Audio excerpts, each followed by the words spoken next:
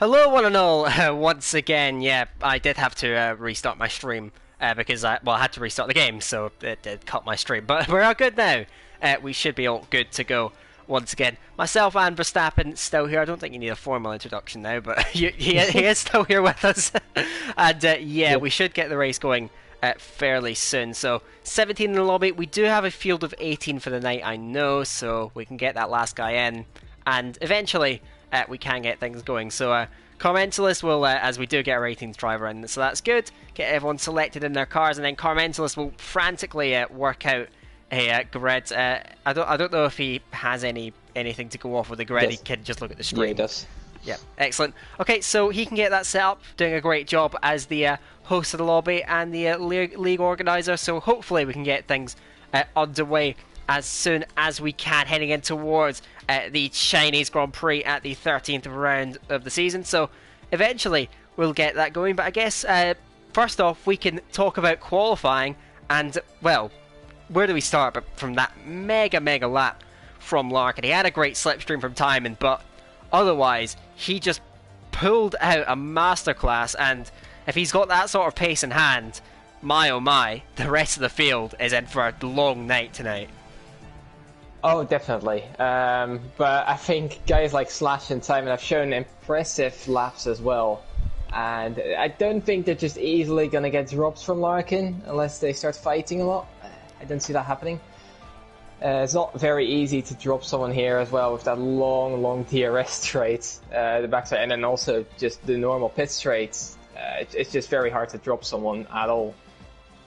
Yeah, so as always, first two laps going to be very crucial to see who gets out nicely. That start can always be a bit tricky to navigate the way things do tend to unfold. I'm not sure if we've had to go ahead because there's quite a lot of drivers readying up, so we're all good to go. That was remarkably quick, it must be said, so a great job to everyone for cooperating. So all good. Carmental just clarifying in the chat that we do need everyone inside the top 10 to start on these soft tyres that they qualified on.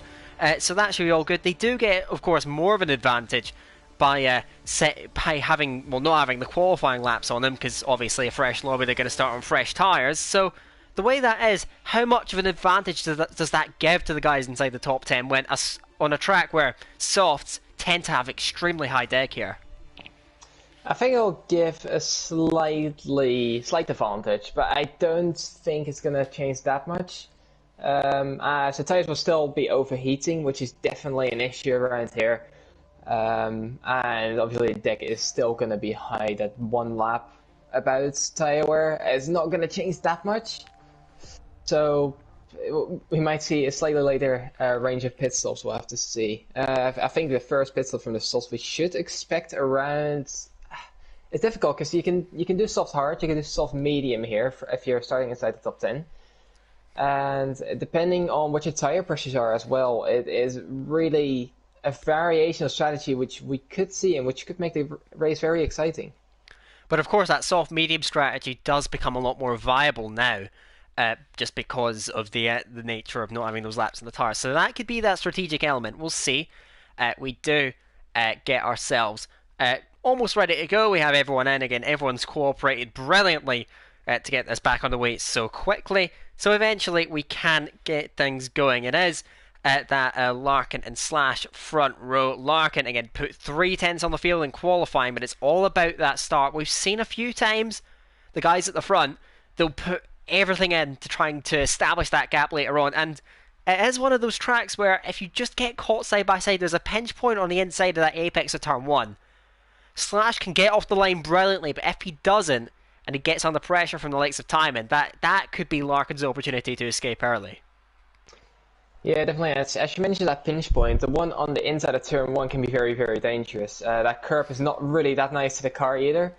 So that's earlier on in basically the flat bit where you just about brake. That's the first pinch point, and then you get a second one down towards turn 2, which is still the right-hander. And yeah, there's going to be a lot of navigating around the first couple of corners, and we'll have to see. We do have quite a bit of variation on the tires, which I think you've just picked up on. Yeah, I love this. Yeah, we don't see this too often. But yeah, as I said, there's some possibilities here. So we have one guy on the softs actually, he's Prime in 17th, crashed out in qualifying, so he's trying to make up something early on. See how that works for him. Two guys on the medium, Sedema and Nathan JB. Could be medium hard, could be medium soft, we're not too sure. And then the rest of the guys are on the hard set of tires. Again, not sure hard, medium, hard, soft. Have to see really what these drivers opt for. Yes, I love this. Of course, we see typically everyone inside the top 10. I mean, this is a hard deck circuit. Usually we see everyone inside the top 10 on softs, everyone outside the top 10 on mediums. But a hard deck circuit, and that, you know, that jeopardy gets added, and we see that variation of strategies. That's really cool, actually. I really like that. So those dynamics then get introduced into the race. So we do have 5 hard starters, of course. Not the they won't have the sort of grip off the line. Of course, this formation lap very crucial for them to get temperature into the tyres. So we'll see what they can do with that. Prime going to be one to watch further back. Of course, we'll have blistering grip. There is a very big tyre delta at this circuit. Prime will look to make the most of that from 17th. So watch out for him. Of course, though, damage for any of those guys will be catastrophic. So, and again, those first 4 corners really very dangerous. In close quarters, so they'll have to keep an eye out for each other. Larkin already guiding them around to the grid. Slash alongside him, of course. We've talked about how important it is to get off the line. All about this. Slash, if he can just get himself completely alongside Larkin, he gives himself a fighting chance. But if he doesn't get off the line well, that's where things can really shake up there. So Larkin and Slash, watch for Timon and Gary as well in that second row. Getting off the start, very crucial then. You want to have an advantageous position into turn 1, because that could gain you heaps of time early. Yeah, definitely. See how these guys get up to grid then. Certainly. So, they begin to take shape then. At the rear of the field, the championship leader Commentalist will of course look to carve his way through, as he has done all the way throughout this season. Larkin and Slash in the front row. Alfa Romeo and Williams then all set for the Chinese Grand Prix. We have 5 lights. And we're off the grid in China. Great reaction there from the inside of the grid. From Slash. Tries to draw alongside Larkin. And he's got wheel alongside, but Larkin leads. Holds on to it from the front then. Timon sends it round the outside of the Williams then. Slash holding firm over on that inside line. Yellow already further down the pack. That's Scream and Bumpier off the road then. And the AlphaTauri and the Ferrari. It's several seconds off the back already then. The leaders get away fine. Gary in fourth under immense pressure from Jaco, Matt Tibbles. The Williams looking to the inside of the Mercedes then, all backing up, and Seam trying to take advantage. He's up on the outside of Tim, looks to gain the upper head and the advantage. Gary still on the defensive then. Jaco looking wide, doesn't get through at the moment. Then Forza Brendan's made a brilliant start to getting himself inside the top 10 on those hards. Has done exactly what he needed to do. Seam and Tim side by side. Inside is the Aston Martin, outside is the AlphaTauri, getting it run out of road at turn 9. So all clean for most of the field, but it was in the end. Commentalist has been caught up in that as well. He's had a gap opened up, but Boom here really the main man dropped back then a few seconds off the back then, and really Commentalist, that Scream, the only other ones affected by incidents on the start. Mainly clean though for the front runners. Larkin leads by 7/10 from Slash. Yeah, I think Commentalist definitely does have some damage on the left hand side and play there, as he's just got off the road at turn 13, just understeer there. And I think Prime is making a move on Nathan JB then down towards turn 14. Nathan JB does brake quite late, still side by side they go through the corner. I think Prime with the soft grip, he will have this completed. Yes, he will. And he's up into P11. Great start from the Haas. He's up 6. Going for the next one. Yeah, he's up 6. It's exactly what he needed to do now. Challenging Zerdema outside towards turn number 1. Red Bull and Haas side by side, and Zerdema's just going to let that one go. So Prime already inside the top 10, nearly with that soft train. That's a brilliant start, and a brilliant start is exactly what he needed. You mentioned Commentalist. He had damage. He is in the pit lane, and my oh my, his nickname is Safety Commentalist, and he's going to need that in all its glory tonight. Does switch to mediums though, so he's looking to go on a more aggressive strategy, but a long way back at this stage. We'll have to stop again as well. So Commentalist majorly disadvantaged. That Scream has gone past Ben GS then. The hard tires not delivering the grip early on. You can see these guys all beginning to drop back. Up at the front though, Larkin has done all he can, but he's not burning that battery. Clearly he hasn't banked on trying to pull away and is just trying to preserve that battery at the moment. Yeah, he's just about holding back. And when this DRS comes into play, I don't think it'll be too much of an issue for Slash to get past, and we'll see a lot of exchanging of positions. Meanwhile, we have Prime on the back of Forza Brendan. The Ladder is losing a bit of touch with the soft train, and Prime is going to try and fill into that gap. So he uses his ERS to just about get past Brennan. I don't think Brennan is defending that. No, he isn't. And the Haas gets past. 8 positions up. Seep is going for a move from Matt Tibbles up ahead into P6. Can he get this one completed down towards the hairpin? Bit of a tight approach for the Aston Martin, and that squeezes him just about out. And Matt Tibbles hold on to P6. Yeah, Matt Tibbles managing to do a nice wide line himself then, able to hold on to that and going out the slipstream line, trying to break that from Seed behind. He runs sick at the moment. Larkin, as I mentioned, has no intention clearly of pulling away, and this actually does help Prime to try and work his way back in if the leading pace isn't particularly strong. We saw Bumpier way further down the field actually set the fastest lap. He got detached at the start, and he's the fastest man on track in that lap, so the pace isn't particularly quick. Larkin running steadily enough up front, Slash with slightly more battery, timing similar to his teammate in that regard. He is starting to use now, Larkin, so he's looking to maybe inject some pace into this just a little bit, but Slash, very nicely poised, saved a lot of battery. He's had a great start to this race, Slash, and really, Larkin must know that unless Slash makes a major error, there is absolutely zero chance of him pulling away. Slash is nicely tucked in there, then tracking the Alfa Romeo all the way through here. Something we could see happening though is because timing is in fair play, so you can see these Alfa Romeos in some sort of way double tagging the Williams, and that could be very dangerous for Slash himself. So he needs to find a way to keep maintaining that second place, or maybe even get up to first. Because otherwise, if these Alfa Romeos get up ahead in 1 and 2, it is going to be very difficult for him to get past either of them. Seep is closing up to Matt Tibbles once again. He's going down the inside of turn 14. Can he get this one completed on the brakes? Very deep he goes. I think he got it completed though. Does look like it. Yes, he does. And the Aston Martin's up at P6. Yeah, much more committed that time, but he does run wide, heading through the last corner. Matt Tibbles will fancy his chances. So will Tim. Tim tries to squeeze through on the inside near the pit wall. Doesn't find the gap. Seeb gets through. He was very committed at the hairpin. Matt Tibbles trying to fight back, and he's trying to get inside then, and towards turn number 2. So sends it inside, does the Williams then. Seeb though holds on, coolly sees off the counter-attacking intentions of Matt Tibbles, and the Williams in the end has to let that one go, so he slots in behind. Seeb will have to work, stay with that train in front. He's been very aggressive early on, been initiating all the moves, and that has meant that he's quite low on battery, so work to be done for Seeb. He's got Jekyll just in front of him, who's nicely tucked in. A lot of these guys now around the 50% mark. Larkin has used a lot of battery actually. Slash though, by far the highest, by far the most comfortable at this stage.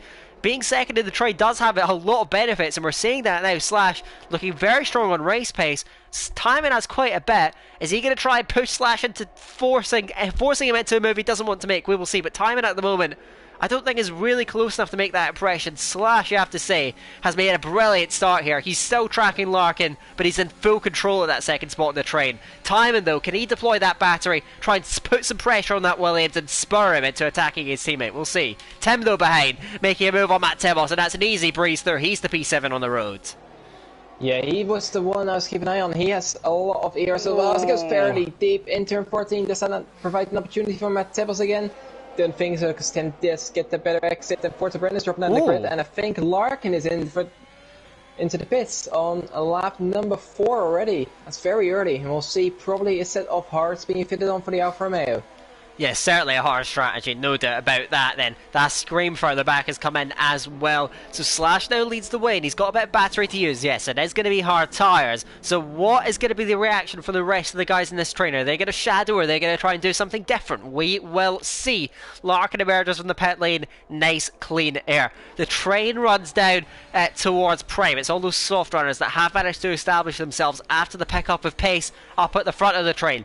Forza Brendan predictably hasn't quite been able to match that on the hard. He did briefly get overtaken, I think, by Zenema. Has got that move back though, and the Aston Martin, of course, hasn't been the season he was after for the double LOE champion in D4 and D3. Hasn't quite converted that to D2 though, and yeah, just only one top 5 for the season for him. So Slash leads timing from Gary. They're all fairly sat in there nicely. And what was that you were mentioning? I don't think for long, because I think Timon is going to do it now. He's going to try and get past Slash and possibly even pit afterwards, but I don't know if that's going to be the case. Slash is burning his ears to try and stay ahead. Yeah. Timon is just about staying behind. I think we could see some sort of team games here. Let's see if Slash does respond though to Larkin, or does he go on longer and maybe go for a medium strategy with fresher hearts? We'll have to see. I think Slash is going in. Timer stays out.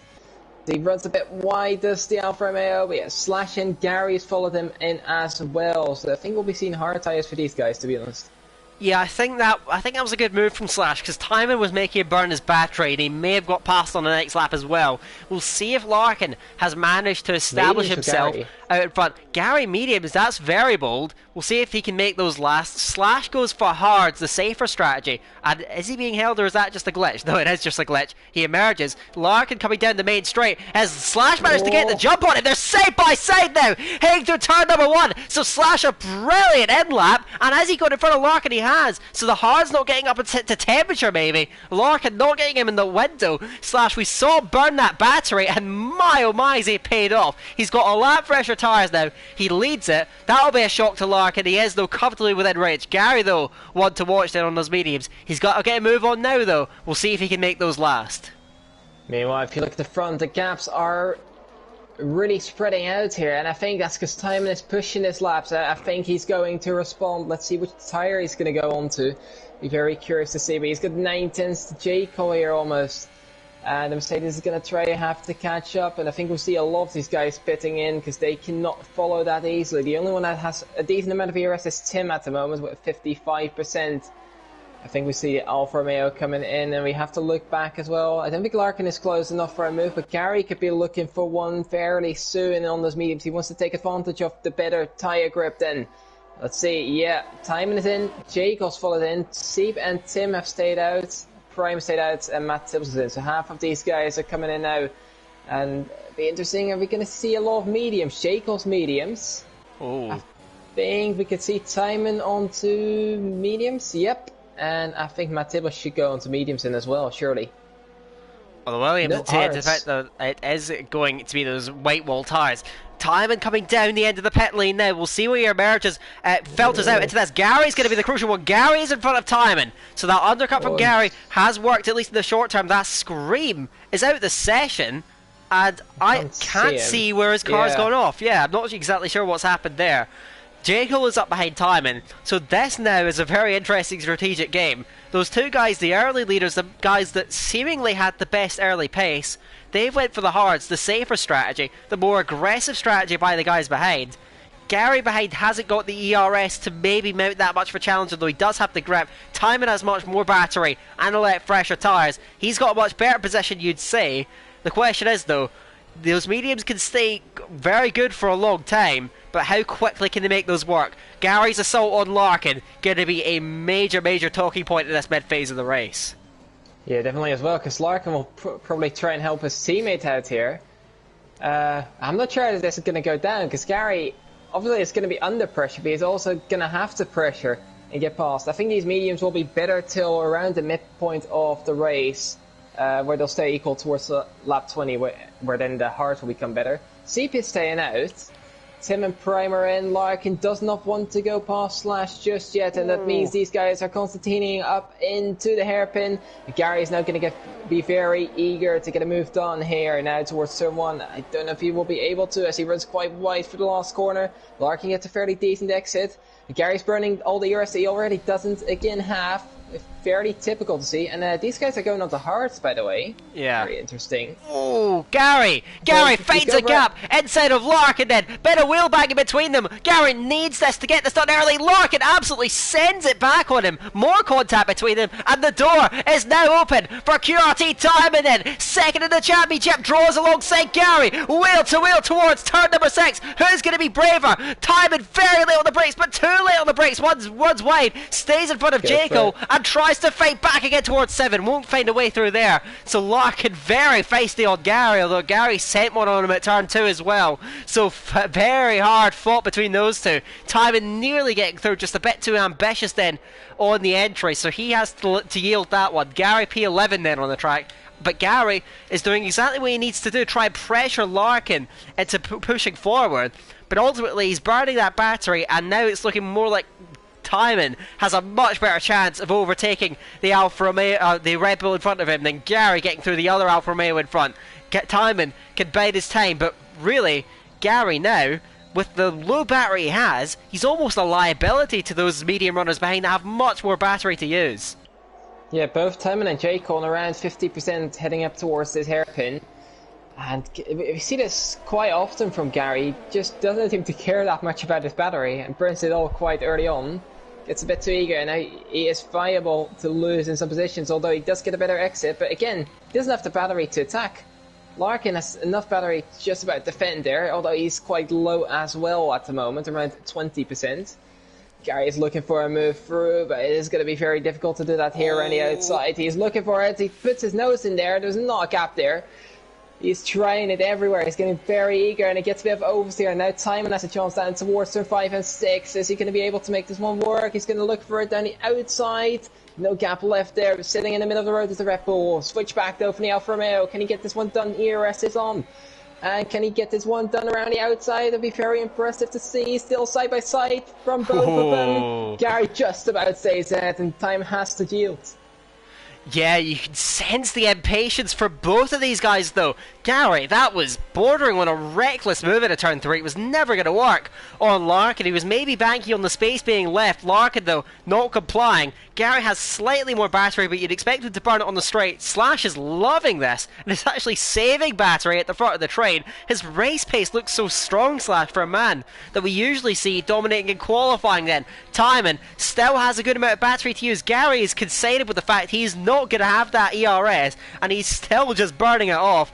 Seeb comes in from the lead. That's surely going to be a soft-medium strategy, you would think. Prime moves past Matt Tibos a few seconds down the road. Tim has managed to keep up with this train, unlike Prime, which sets him up quite nicely, actually, later on in the race. Gary's still so low on battery that he's doing all he can. He's trying to get creative with this. He's got good closing speed. Larkin doesn't have DRS. Larkin there with no DRS. And Gary to the inside line. Is he going to get through here? Larkin trying to hold it around the outside. Gary, though, has planted that car on the inside of turn 2. Will surely get through. So the Red Bull, a crucial move. Larkin, then, he was well within range as he had a mechanical failure on that car. You'd almost think so, you know. I think Gary, yeah, he's just going to be back just about in. I think the medium grip should keep him around for this middle sector and then within DRS. And that'll be interesting to see. Are these Alfa Romeo guys going to play team games? Is Larkin going to let Timon through to use those mediums to his advantage? Or are these guys going to fight and maybe cause a bit of upset in the Alfa Romeo garage? We'll have to see about that. It's very interesting to see what Tim does here as well, because obviously at the moment he won't do that much, but those hards will come into play at the end of the race, as he has quite a moment there down towards turn 11, almost loses touch. He just wants to look out for later on in the race. Yeah, certainly. So watch this now. I don't think that Larkin's going to fight this too hard then. I don't know why he let him through the area. He is actually using that battery. These guys are in a title fight, I suppose. Timon is going to have to do this the hard way. Switches to the inside nicely. Gets the upper hand potentially into the corner. Larkin just a nose in front, though. Of course, these guys do not want to take each other off. They're side by side on the exit towards the final corner as well. It's basically a one-night blind corner, and Timon knows that. Has to yield on the entry, but he can attack once again as Larkin has burnt the last of his battery then. He tries to move over, but Timon clearly now with more pace to the inside gets through, and Larkin switches back. Actually, Timon runs it in deep, so Larkin fighting us back. He's running them wide, and my oh my, these guys are really going at it. Then Timon has to run a tight line through turn number 3, and they're still side by side on the exit. Timon again with more battery, and this time Larkin yields it. He finally gets out the way of his teammate, but he did not make that easy. And what it's done then, it's a great bit of wheel-to-wheel racing, and Timon does get the better of it. But what Larkin has done, he's completely neutralised his own teammate, because now Timon, the man that had the battery advantage, has burned off all of his reserves as well.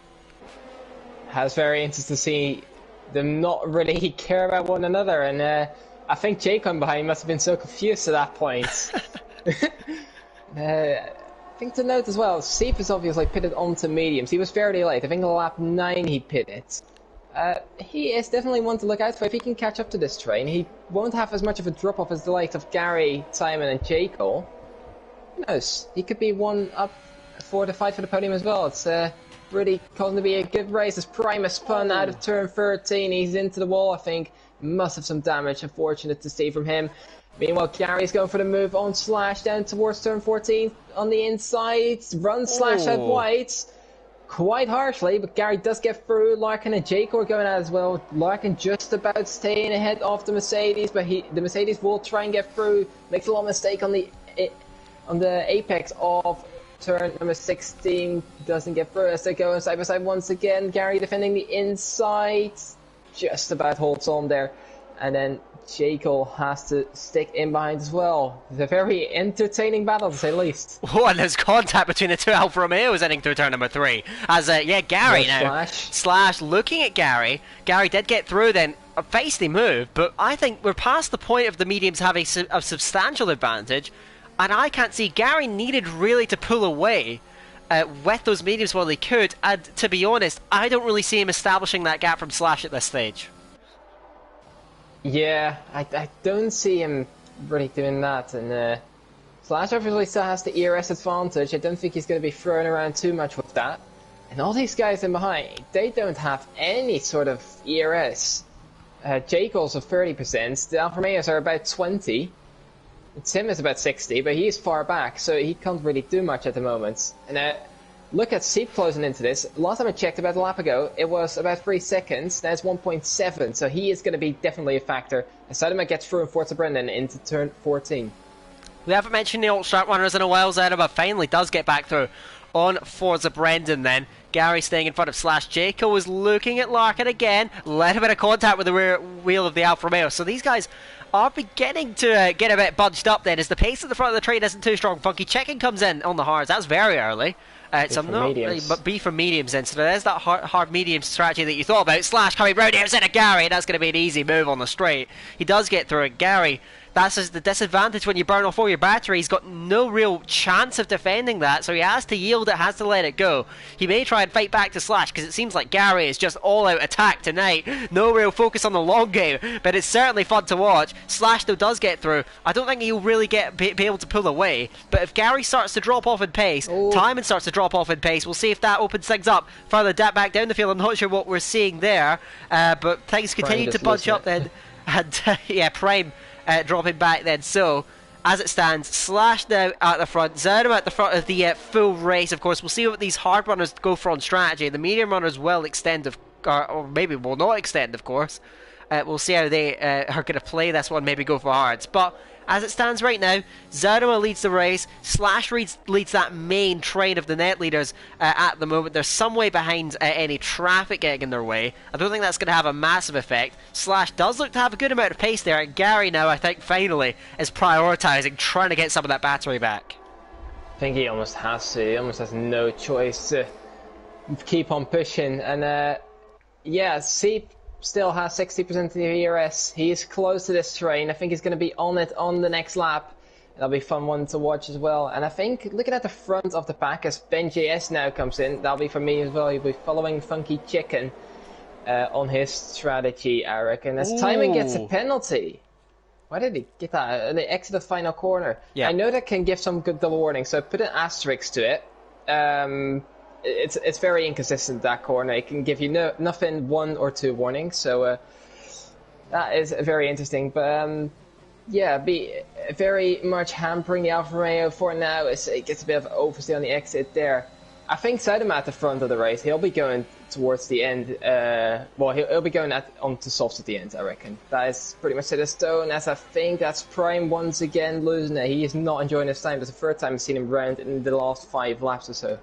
Yeah, he cannot get a handle on that Haas at the moment and continues to lose ground in this Chinese Grand Prix. You mentioned Zerno extending. I think that's pretty much a foregone conclusion because the man is just a tyre whisperer. He's probably the best man on tyres in this entire division, and so he is going to try and use that to great effect. Charge at the end of the race. Keep an eye out for Zerno then. A track that he's not really much of a fan of, he can still make quite the impression then. So Slash leads Gary. Gary does have a respectable amount of battery back. Timon has slightly more, so these guys have managed to recover. Tim now, who has a heap of battery, now closing in on Jaco on the hards, now attacking the mediums, goes inside towards the hairpin, and Jaco, is there going to be much of a fight. Inside goes Tim, breaks incredibly late, and into Larkin. So there's contact at the hairpin then. Larkin just about manages to recover. Jaco is going to get through on Larkin. So Tim went for the move, wanted one, almost got two then, but he just overcooks it on the brakes, and now things open up. Larkin will get back past Jaco then, and that is going to immediately open things up. Could be a break for time, and then Larkin now is going to have to work, but he's got no battery. Tim's move has all of a sudden created a major break in this train. That's a huge moment in this race. Yeah, Tim completely overcooked it there on the brakes, and he tried to get one, but unfortunately he hit a second car. And now Seep is trying to go for a move on Jaco down towards turn 6. Don't think Jaco's going to fight this too much, is he? Still side by side, they are going to fight this. Seep on the exit, getting squeezed out a bit, but he has the better battery here, and he's on the inside and gets through on the Mercedes. Brilliant move indeed for the Aston Martin. And next up is Larkin, and I think Seep is the one that could get these guys back into the train with that medium tyre not being too old. Larkin has put in a mega middle part of this lap to try and pull himself back in. He's gained about 0.4 of a second, but a lot of that may well just fade away from him once again. Slash could use this to try and extend that gap, keep Larkin at bay, because of course Larkin is the second guy on the same strategy as him. Now of course we'll see how things are going to unfold. Sully moves past Nathan further up the road. He goes P3 on the track. Prime has gone out. That's out of turn 10. Gary's just gone past Slash, and a safety car deployed. Safety car deployed, and now straight to the pit lane. They've taken the opportunity. They were side by side to the pit lane, and they all come in. Wow. So they're going to have to split strategies, and the thing is, Zaruma has to go softs. He goes softs. Wow. Could he make those work? The strategy is a lot less uneasy for the rest of those guys. Nathan has to go softs as well. Mediums for Brendan and Sully. You think they are an advantage? And Larkin comes in further back, so that leaves the top 4 that have stayed out. Safety car Mentalist does get himself back in, and a chaotic pit lane then with a huge mix of strategies. Zaruma and Nathan JB though, that's fancy. I honestly expected them to go hards and play it safe, but they're going bold here. It's the winner bust for those guys. That is one of the boldest strategy calls I've ever seen. I don't even expect if you put on the hards from now, obviously against a set of mediums, they're not going to be amazing, but they're definitely doable. But yeah, if anyone can make these softs work, you'd expect it to be Zaruma. And let's see if Nathan JB can do the same. It'd be very interesting to see. Yes, certainly. So, another, twisted turn. It does allow that train to build back some battery after burning it off relentlessly throughout the race, which I guess a close-fought battle at China with that massive straight is going to do to you. So, those guys up front, their tyres are not terrible. In fact, this does actually mean Gary and Timon that came in very early for mediums, they should get them comfortably to the end of the race. Or before it may have been a bit of a struggle, so that does benefit them somewhat, but they have inevitably faster cars behind them that are going to make that much of an impression. Seep has slightly fresher tyres in the top 3, so watch out for him. Everyone else, the majority of everyone else, on those fresh mediums, which you'd imagine, on balance, is probably theoretically the best tyre from now to the end. But Zaruma and Nathan, man, ho ho ho! Well, I think we will both be saluting them at the end of the race if they pull through with that strategy. Yeah, it'll be very interesting. They'll be obviously rapid at the start. They need to make the best of those, and then hope they do hold on. It's going to be 13 laps, of which I think 2, maybe 3 under the safety car. I think 2, because I think it'll go in end of lap 17. I'm very curious to see if they manage to pull this off. It'd be very impressive. Also want to point out, Prime's car is still apparently parked there on the mini-map, so I'm not sure why. Yeah, but usually it clears itself out. We saw Das Scream going out and not being able to see his car, so very strange. I hope that doesn't actually register, because now the field is budged up, and we should be going this lap, so hopefully that doesn't have much of an effect. We can actually get things back on the way on lap 17 of the Grand Prix, so that restart is going to be electric. Timing is going to be everything here, with of course a mega long straight. We'll see if Gary's going to try and utilise that, or if he's just going to run up to the line. By distance, it's probably one of the longest third sectors on the calendar. Of course, he can wait until that pit lane comes in. You'll probably still be the safety car comes into the pit lane, sorry. You'll probably still be some way down the straight, Could Gary try and catch them off guard there, or is he just going to run it up to the line? What do we think was going to happen here? I think that usually the likely spots are either at the hairpin or at the final corner. Those are the obvious spots to go for, but you know, Gary's been feisty tonight. Yeah. I expect him to go for something quite wild. I think he could even run it up to the line and catch people off guard that way, or he could go very early and do it that way. I'm not too sure how he's going to play this. We'll have to see. But I'm expecting some sort of innovative strategy here by the Red Bull. We will see that. So in the end, well, Prame's car is still apparently parked there, but it doesn't matter. Safety car will be in this lap, and so now Gary will begin to back them up. Of course, probably one of the more the restarts where you can be very creative. So it does lend itself to some very interesting restarts. And Slash, well, there's no doubt he is going to have to be on his toes here. And that Williams does not want to let Gary break away. Of course, Gary, you imagine, has been able to possibly keep a bit more temperature. He's actually running at a fairly high pace now and now. Possibly begins to back it up. But he is actually keeping them ticking along quite nicely at this stage. A few gaps in. Sully has left quite a large gap. He's actually brought himself right into this thanks to that safety car then. So he's in a good position. Now Gary still holding about 130 kilometers an hour, so again the pace is quite high. Now towards the hairpin, and has he just gone before the hairpin? He has actually sent this, I think, or is he just going to back it up once again? He waits, now he goes! Away goes Gary! And has he just gone away then? BenJS immediately a penalty then for track limits, and Zanima has gone past Save. There's a massive gap there. Zanima has to let it back through, and I'm not sure Save left a massive gap. Did he not get caught off guard there? Forza Brendan goes inside of Zanima, and it's not the restart that Zanima was looking for at all. So Forza Brendan on the inside. Zanima trying desperately to hold on the long way around turn number 1, 2 and 3, and Forza Brendan is pinched on the inside to open up Zanima to get the move done on the way out. So Zanima does get to P5 then, but I'm not sure what happened. I was looking on board with the front guys, and all of a sudden a 2-second gap behind, and see, was he caught napping there on that restart then, because that gap is just unnaturally large at this point. I think he almost must have been caught completely napping. I think he might have been like in the hairpin as soon as Gary went, and that may have just completely caught him off guard. I just dropped him out for a bit, so he's going to have to push. Shadowman's going to have to push. We'll have to see if these guys can get back in with these better tyres. Definitely the guys in mind will be able to, I reckon.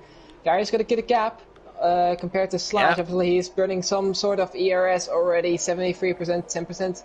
Less than Slash. Slash has to burn to get back in, and it's going to be a good battle to see, but I think it could also lend an opportunity to the guys in behind.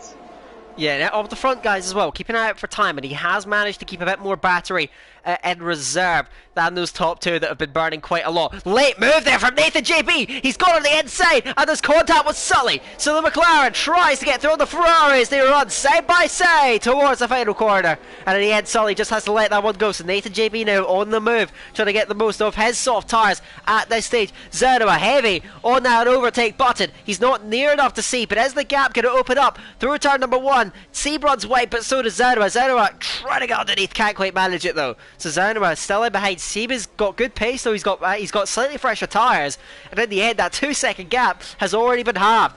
Gary though doing all he can then up at the front. Slash is staying with him, but only just, and of course he does need to stay in contact throughout this lap as well to try and get the benefit of that DRS further down the line. Gary from Slash then. Slash though maybe just not quite getting them in the window as well as Gary has. Gary off to a great start. Slash hanging on by a thread, trying to keep in that DRS range. Oh so crucial now, but now behind Seeb has managed to claw his way back in as well, and he's dragging those soft runners with him. Then Zanima still right with the Aston Martin. Yeah, I think Zanima is going to have to go for a move quite soon to make the softs work as well as he can. And he's trying to set it up, I think, towards the hairpin. It'll be difficult to do. Seeb has a bit of a moment, though, and that might lend an opportunity for the Red Bull then. ERS is open, and I don't think this will be much of a contest, and Seeb is not fighting this one either. So the is up into P4. In behind, we see Nathan JB going for a move on Forza Brendan. Brendan's trying to defend it, but I don't think he's got anything to go against the McLaren with the fresher softs. And he is through. The McLaren cuts the inside of the hairpin actually slightly. Don't know if he got a warning for that or anything. But yeah, he is through into P6. Side into P4. These soft runners are making moves. They're going to have to do it quickly. DRS is enabled. Yeah, so now DRS comes into play then. Slash still hanging on by a thread. Gary, though, has burnt so much battery, as has really been a recurring theme of this race, to try and break away. But if he does, then that could lend itself very nicely. Of course, Gary, very similar situation. Of course, he does have a race win this season. That was back in Monaco. And how did he win that race? Well, being hunted down by his teammate Exil Zanoma. So we'll see how that is going to unfold. And Zanoma in P4, still a couple of seconds shy of Gary's race lead at the moment. So Gary at the moment is fairly comfortable. Slash has managed to do enough to stay, I think, just about within that is 0.8 of a second. It's still marginal. Slash, though, performing nicely under pressure on those hards. And, of course, they will get better relative to Gary's medium. So if he can hang on in there for now, it does open doors for him later on. Timon still has slightly more battery. Zanoma, predictably, has had to use a lot to work his way back in. But he's now behind Timon. Timon, though, with the penalty to his name, we'll see the validity of that. You mentioned how the warnings can be at that final corner. Zanoma is pushing him, but in the end, not able to get through it. In fact, Zanoma now opens the DRS. In fact, I thought he didn't have it. He's not going to be near enough, though, to make a move, I don't think. Zanoma's Timon is trying to pressure Slash. They don't get close enough for moves, all of them, but now Slash has managed to stay with Gary in the DRS, and now he can reap the rewards of that rear wing opening and apply pressure to the race-leading Red Bull. I think the Williams off Slash is going to go for a move fairly soon, and I think he almost has to, because his hearts are going to get better and better into play. Gary is almost out of ERS as well, once again. He's had to push. Nathan JB is going for a move on the inside of turn number 2 now. The McLaren, is he going to be able to make that one stick? Bit of contact wheel to wheel, but I think the McLaren is going to get the better traction here just about. ERS is open. Is he going to be able to make that one stick? Still side by side they run. I think he's got it one done down towards turn 6. And he's up at the P5. He's now got Zanoma right ahead of him. Critical move then from Nathan JB. He has managed to establish contact with Zanoma up in front, and Timon is trying to attack Slash. Slash with just slightly less battery, not much. Gary, you mentioned, he's doing all he can to set the pace. He's just got to try and keep the intensity as high as he can at this stage. But at the moment then, he's unable to break away. Well, Slash just bide his time. Will he send the move early? Zanoma, of course, we know the softs are going to be losing their benefits somewhat. Later on in the race, he's going to have to get a move on there, but Timon a really nice run through turn 13. May well just have enough in hand. Zanoma now using that battery then. Is Timon going to do that in defensive response? Here comes Zanoma now, closing him down. Timon surely is going to cover the inside lane, or is he? He moves late. Zanoma going inside then, trying to get the move done, almost into Slash. Zanoma now with the inside lane, wheel-to-wheel contact between them then. They almost come together, but Zanoma crucially is through. A nice move on the inside. Timon did all he could to hold it off. Couldn't quite manage it, trying to use the battery to fight back, but in the end it's futile, and a critical move. Zanoma has gone through on Timon. Timon had to yield that one, drops back in the end. Carmentalist, a nightmare race. He does go to the pit lane in the end, so he has to get out of it then. Timon hang on in there, Larkin a critical penalty, and this for the championship contenders not looking all that great. He gets a penalty, a setback. Zanoma no to P3, honing in on Slash and Gary up in front. We could have a cracking finale on our hands. And meanwhile, these championship protagonists all either with penalties or with damage at the moment. And we have Gary, who's about 30 something points behind. Yep. He's in the lead at the moment, so this could be very interesting looking forward then.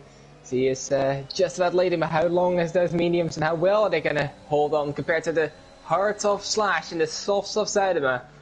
Be very interesting. Can he hold on, the Irishman? About 6 and a bit laps to go then, and Slash, is he going to line up a move here down towards turn 14? Is he going to be forced to? Because Zanoma is on the back as well. I think Slash is going to be forced to go for an overtake. Gary's defending, he's weaving. And I think he's going to be able to hold on just about, but he is running out of ERS, and so Slash. And Zanoma doesn't have too much. What has happened in behind? Oh, my word! Nathan JB and Seeb have gone off halfway down the straight. That is unbelievable. Safety car! Safety car deployed. And that just takes laps off the clock then, by the looks of things now. So, it's not going to change much in the context of the race. Of course, Nathan JB coming together, Tim and Matt Timbos and Boobjay all coming in. They're going to be, and that's a good move. Sully picks up a penalty. 5 seconds under yellow flags. Might be for one of those guys spun out That's on the true. straight. So That's very true. Yeah. I'd almost assume that's going to get removed. I could check the race director on who it was. I'm pretty sure anyway. That works like that. I'm not too sure if I can see exactly. No, I can't see exactly, but I'm going to assume that wasn't actually overtaking it, unless it wasn't Brendan, because Brendan was up ahead there. I don't know. We'll have to see about that, but a good bunch of guys now coming in for fresh softs, and this brought Commentalist back into it once again. So he could be on for a couple points, possibly. Who knows? I mean, yeah, with the penalties that have been racked up, it does actually open doors for Commentalist. This train of soft runners now going to be very, very interesting. They will be much quicker than everyone up in front. Nathan JB actually came in, which is an interest. Oh, of course, he made contact on the straight. Yeah. But Zaunama, though, stays out, and this actually does give him a much better chance of holding on to those softs. You know, of course, having these safety car laps, but it does also mean that compromise, he has less time to make those moves, and of course less DRS. Slash, you know how much he did struggle to stay with Gary on the first restart. Gary doesn't have much DRS now, activation behind him, that he's going to have to defend from. So it does make his job easier, and I think, realistically, it's probably in his best interest that Slash gets as good a restart as possible to hold off his own teammate. To an extent, I think, but because obviously you still have to take into account those hards are going to be better and better. I know the safety cars will have helped Gary. Those hards are still probably at this point are the better tire, and I don't know what Gary would want here. Very difficult to say, because I think either way it could go wrong, but it all depends up to him, obviously, at the end. Can he hold back, can he hold back Zaunama? Well, it's very easy to say what Gary wants. He wants to hold on to this lead, obviously. Before Brendan goes to the pit lane. Now, he had some decent track position, so he does go in, and I think he was the only guy in that bunch that didn't have a penalty. So, giving up that amount of track position... Well, let's see. Yeah, I think he's got damage. It looks like a front wing change. Ah. So that'd be the reason why. It must have been fairly heavy causing him to pit, because if you have a tiny bit of damage there, with a few guys with pins around you, I wouldn't maybe try to pit, because now he's put himself all the way at the back with no chance, or light chance of a couple points, but not a good chance of a good result, really. So, must have been quite heavy, I reckon, for Brendan. Maybe he got caught up in that Seep and Nathan JB incident as well? Not sure. Could be. He was around that point on track, I know. I think he was running just behind those guys. So, possibly that could be the case. Forza Brendan then, I don't know why he wouldn't have come in straight away, but he did set out for another lap. Now he serves that. Now he sits in 15th and last. But we don't know how things are going to open up on this final stint. We will presumably get back to racing on this lap, so we'll have 4 laps to the checkered flag, meaning, well, we'll have really 2.5 laps, or no, 1.5 laps I should say, of when DRS is going to be activated. So that's going to allow Gary to have a bit less to defend, but you mentioned Slash, he should stand a better chance of staying nicely with Gary than he did on the last restart, and Zaunama on those softs that will have better tyre wear now than they otherwise would have been. He's certainly a threat. Timing is a bottleneck at this point.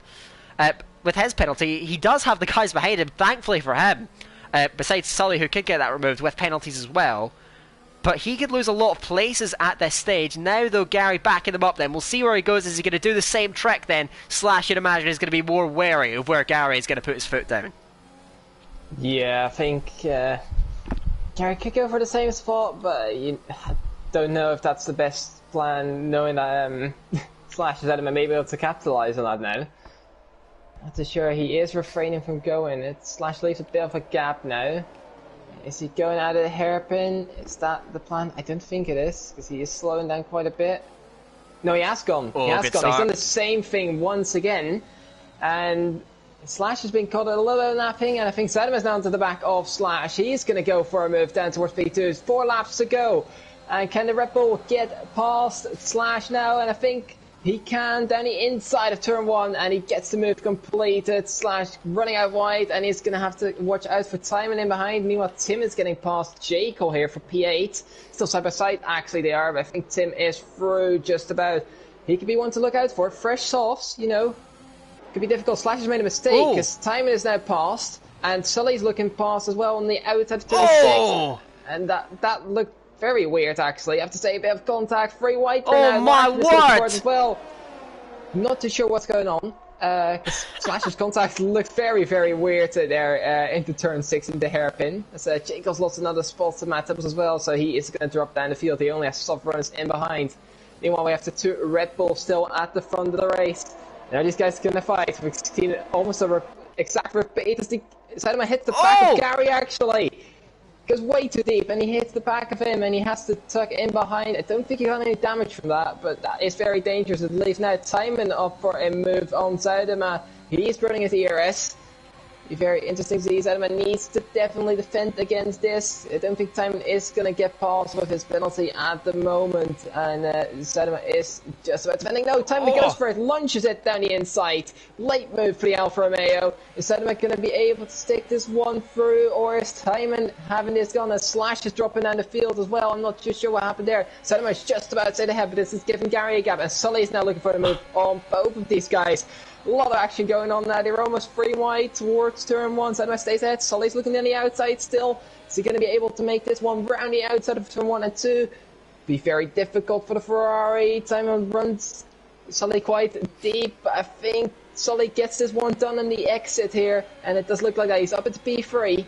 Possible penalty removal still to go. Tim is going for a move on Larkin. He is a dangerous candidate as well, as Timon is looking on the outside there. Larkin is going back as well. The 2x2 into turn 6. This is amazing to see. And Tim is not going to be able to make this one move. He's still looking down the inside. No, he's not. He has to back out of that one.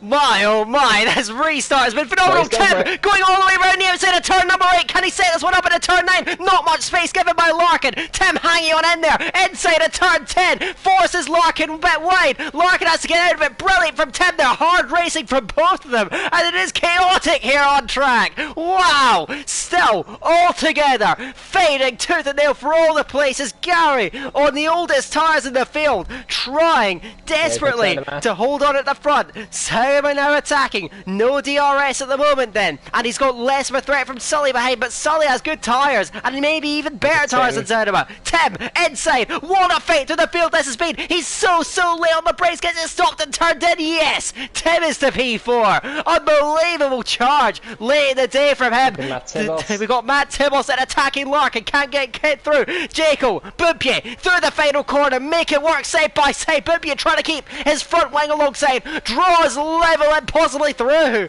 Gets in front of the Mercedes, who's plummeting down the order at this stage. Saban will come back trying to have a look at him. Nathan JB's got through. Matt Tibbos, they're all stacking up behind Timon. Matt Tibbos is outside of Larkin, trying to power his way all the way around. Gets phenomenal traction and now sets up Timon then. Up towards turn number 6. Looks to the inside line. Late on the brakes again. Almost runs into Tim. Contact between them then. And Timon holds on around the outside. What a finale we're being treated to in Shanghai. Larkin now fighting back at Matt Tibbos through turn number 7. Tibbos holds on to the place just about in the end. What a tense finale here as we look towards it. Timon is running out of grip in front of these guys. Matt Tibbos will try and capitalise. We've got Carmental round. Jekyll has dropped back, and now Nathan JB is attacking Ben GS round the outside of turn 11.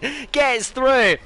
This is remarkable. Look at Sully now. Sully on Zuidema. Zuidema with DRS on Gary. Gary may have stolen the march. He may be too far clear in this straight. Zuidema's closing all the time. Sully going outside of the Red Bull. They all come together. Set from Zuidema to the inside of his teammate. Red Bull's wheel to wheel for the lead, and Sully gets around the outside. Gets in front of Zuidema crucially. And now he attacks Gary. What on earth is transpired here? Look at Tim's late charge towards Zuidema. Sully can't quite find the momentum. Zuidema is trying to fight back. Tim trying to go all the way around the outside of the Red Bull. They could. P3 wide here. And now Zuidema's pinched on the inside. Sully doing everything to cover off 2 frantic, soft runners in behind. Matt Tibbos has gone off the road further back at turn number 1. Zuidema now and Tim side by side now. Heading into turn number 6.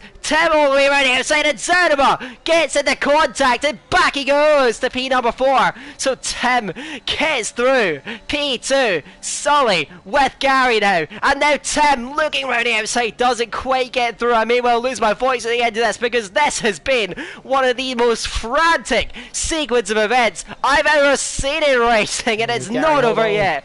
Gary, hold on, but Sully is all over his rear wing. Can Tim grab a remarkable debut victory? Let's see. Sully's 5-second penalty is in question, so let's see how this is going to unfold here as we head onto a 1.2 kilometre straight to decide that Chinese Grand Prix, and Sully is drawing clear alongside it through. Here comes Tim with a run outside and towards the final hairpin. Can he get through? Lay on the brakes. Can he get it stopped and turned in? Sully runs deep. Can Gary get back? It's going to be Sully breaking clear, heading towards that final corner. We'll see if the penalty gets removed. We'll see Sully will cross the line. P number 1 on the track. Tim will pick up the win for now. Gary, Zonema, the provisional podium. Sully drops to 9th. We'll see how that unfolds.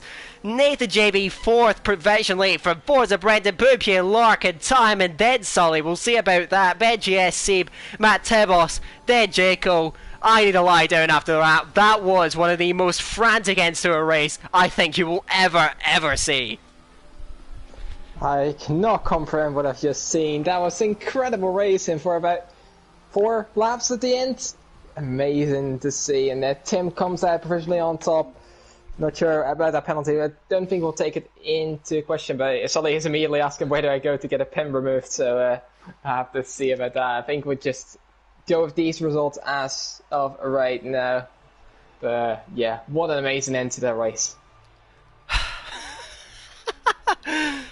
I'm pretty lost for words after that. I mean, the race was fairly decent up to that point, and yes, maybe there were some questionable incidents throughout the field, but for entertainment, that was second to none. That was unreal stuff. We'll somehow try and round up the results. Here we are. Tim, on debut, provisionally, a race winner, but given that Sully's penalty is likely to be removed, do you think we could maybe get him into the interview box as well after that, like we did to Larkin and Bahrain? We'll see.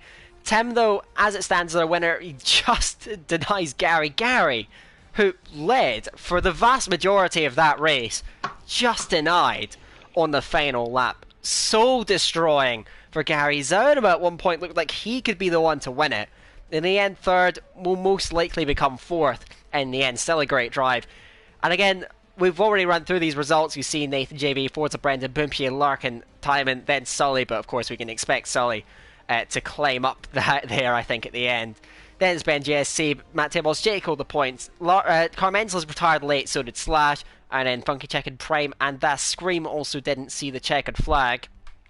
Yeah, Division 2 hasn't really done that to me for a long time, but that was just some phenomenal action out there on circuit. Again, it was just so chaotic, and I think between the two of us, keeping up with all that action was pretty damn near impossible at the end. Yeah, it was almost completely impossible. I think I'll just invite Sully, Tim, and Gary. I think that's the fairest way to do this at the moment. I'm pretty sure that pin should get removed. I can't assume obviously too much, but yeah, we'll have to see later on. And it'll be good to get Sully's POV on that end anyway. And yeah, what a thrilling end to that race. I'm out of breath almost. It's insane to see that. Well, yeah, that was pretty remarkable stuff. Again, an incident-packed race, but also a lot of great wheel-to-wheel stuff. We will get interviews kicked up with the man that I assume when this is all said and done at the end of the week will probably emerge from this race as the actual race winner. But myself, Eloy Sully, my man, can you just explain for a moment what was going on in your head in those last few laps? It was chaos, to be honest. Jeez, I'm trying to think now, because yeah, I thought I was on for maybe, I see timing ahead of me at 3 seconds, so I thought maybe I'd get a podium, and then I don't know, I just kind of picked the boys off one by one. That I got lucky. I sent moves around the outside, and they managed to stick. I sent one on, is it Zaudema and Timon, and then Gary was kind of inevitable. I was hoping he wouldn't kind of let me by for the try and get to the RS in the last straight. But yeah, it was nerve-wracking enough because out of 5 seconds I picked up the 3 boys in front of me. I think it was Brendan, the McLaren, and it was the 2 Aston Martins and the McLaren. I went through the middle of them, and then one of the Aston Martins just dived on me down the inside on the safety car, gave me 5 seconds for a legal overtake, so hopefully that gets removed. But yeah, I don't really know. It doesn't. It's a strange win, like. I'll take it. Sorry, I was rambling on there for a while. No.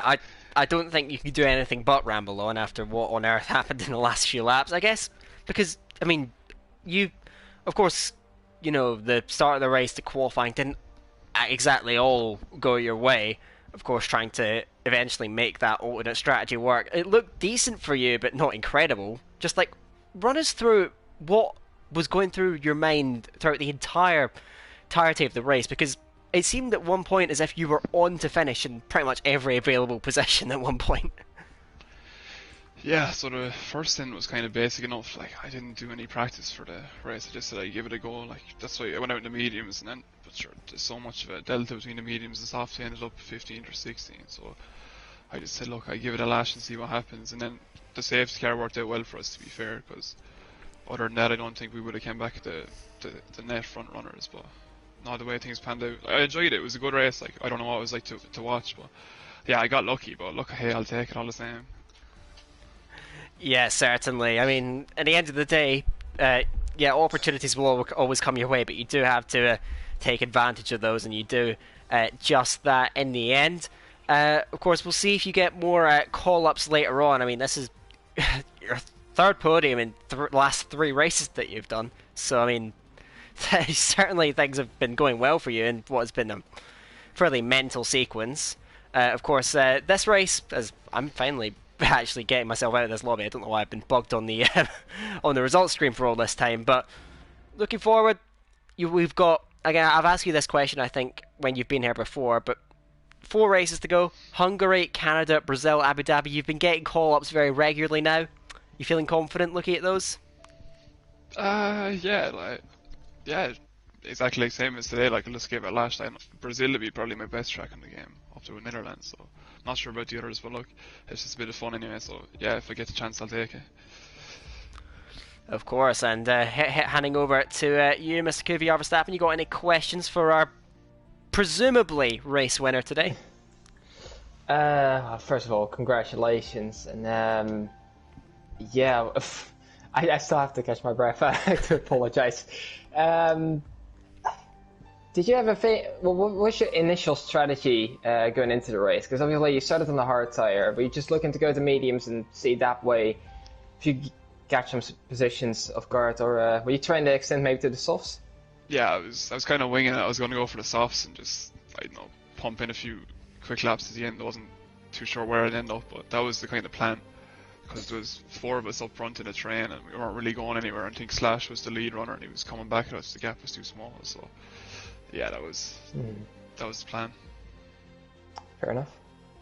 Okay, well, thank you very much, Sully. That was, pretty remarkable end to the Grand Prix, and well, likely, I wouldn't say definitely, but I get the way you've described it, I don't see a reason why that penalty shouldn't be removed, which would be your 2nd victory of the season. So very well done to yourself.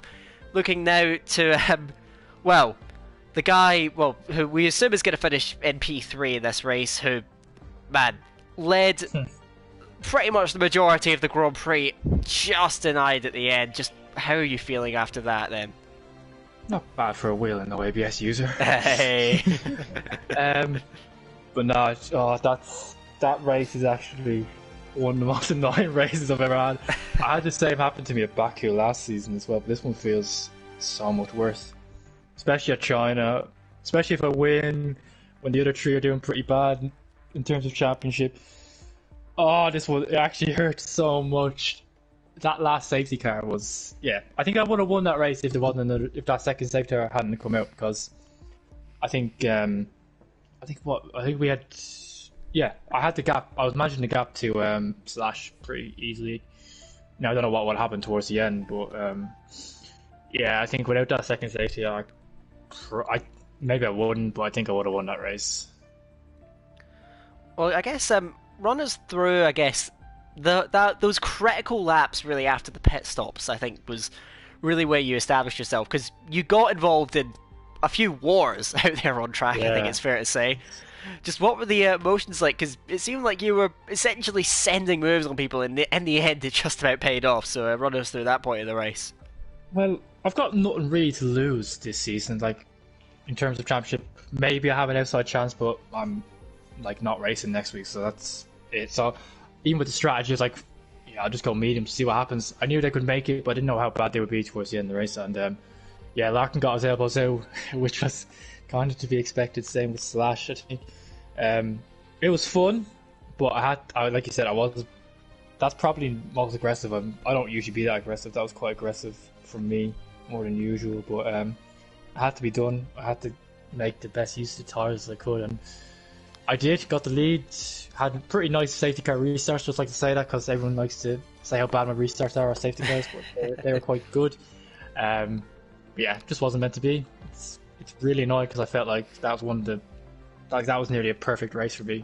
Strategy, managing the tyres, pace, and then yeah, it is what it is. GG to Sully and Tim for beating me. So on to the next one. Yeah, it was certainly. I'm struggling to actually piece together what happened in the last few laps. It's all a bit of a blur in my head right now. I have to watch that one back. But looking forward, of course, we are missing Hungary, so it means the next race that we're going to see you on the grid for is going to be the Canadian Grand Prix, which I think is more than just about any other track, lends itself to unpredictable and chaotic league races, and with the way this division has been this season.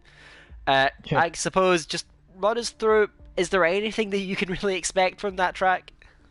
Win. Yep. That's basically what I have to do now. I have to be, like, what race are left that I'm racing? We're racing Canada, Brazil, and Abu Dhabi. Yep. I have to win all three, so win. Easy. And then we'll see what happens. Just win. I don't really care if rain, hail, snow. Just win and see what happens. We love the mentality of a former champion right there. Handing it over to you, Verstappen. You got any questions for our, again, presumably third place finisher today? I actually have two. So first of all, congratulations on the podium, whether that be second or third place. Beyond that, have you ever tried saving your battery? Yes and no. See, you know what happened? When I was in the race and I was derated behind Larkin, I knew what I was in my head thinking, Verstappen is going to be saying that I don't save my battery on his comms. I just know he is. But, I have slandered you for that, I have to say. But the idea was just get track position, and it kind of worked. I was able to save a little bit, and the safety cars helped, but yeah, I like to burn my ERS probably a little bit more than everyone else. Won't lie. Fair enough. And the other one was actually the moment with Soudema down towards turn 11. How was that in the party for you? Yeah, that was a bit shaky. I won't lie. I sort of went, I'm like, "Well, Dad, what are you doing?" And then he was like, yeah, he didn't mean to do it. Of course, he's still on the softs. And then I was just telling him, like, next time he wants to hit me in the rig, he's gonna have to ask for consent, because that scared me quite a bit. And then we had another moment going into the hairpin as well. I think the lap 27, second last lap or something, where we were nearly 3 wide with, I want to say it was Zoidema, or sorry, Timon or Tim, whoever. I don't know. Mm-hmm. Those last few laps were manic, but yeah, I got a bit angry at him after that. But you know, it's fine. It's fine. Well, yeah, I think hard to sum up. I think is the takeaway from the 13th round of the season at China. In terms of how this impacts the championship, well, to be honest, I'm not sure. Timon, I've heard, is looking to get a penalty removal, which, if that does come through... if that does come through, I think it does put him into the lead of the championship from Carmentelis, who, well, had another nightmare race, and in the end the form is beginning to slip for the man that had at one point had a very comfortable championship lead. So Timon may jump out. If he doesn't get the removal, I think he may just be 1 or 2 points behind. So we'll see how that is going to unfold. But in the context of the way things may unfold in that championship race, who knows? But coming towards Verstappen, last up for the day, we've seen a race that, well, was fairly civilized for a while, surprisingly for D2, and then, yeah, traditional chaos kicked off at the end. What are your thoughts from to wrap this up for tonight? I don't think I have any thoughts left after that. Completely blanked out in my mind. No, yeah, it was very entertaining, to say the least. Gave me and Dan both a lot of work to do. You did today, yeah. And yeah, gee, like the old days, no? Very much so, very much so. It reminded me of the season 3 and also 4 days. So just very entertaining as well. Yeah, this is looking up to be a good 4 last rounds of the season. We'll be seeing a lot more of that sort of chaos, I reckon. Hopefully that is going to be the case. More than any other race, it reminds me of Season 3 Silverstone. That's the fairly civilized until the last few laps where, for lack of better words, all hell breaks loose. But I think that's going to be just about it for tonight. Be very sure to tune in as well for next week for the Hungarian Grand Prix, as to see, we'll see how that is going to unfold. So, with just about everything said and done, thank you all very much for watching, and from myself and Verstappen, it is goodbye from now, and until next time, we'll see you later.